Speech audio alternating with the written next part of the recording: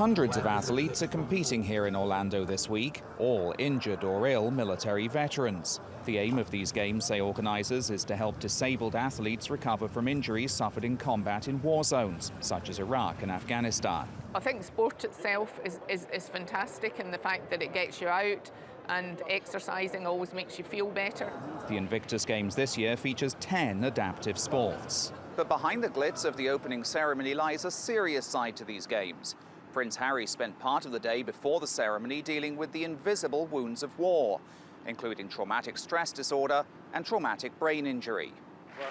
Prince Harry joined former US President George W. Bush alongside several veterans to discuss solutions to help former servicemen and women return to civilian life. I think it's recognizing it in yourself is a huge part of it. You have to, the first step has to be admitting that you need to seek help.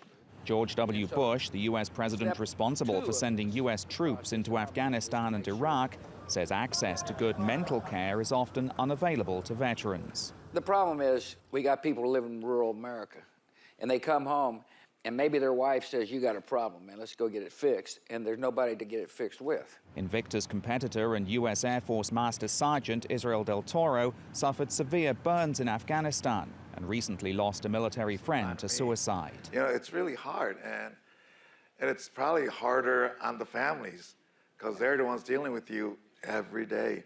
They're the ones said, "You got to go see help." Despite adversity, these participants will be putting not only their sporting talents to the test this week, but also their recovery. Steve Mort, TRT World, Orlando.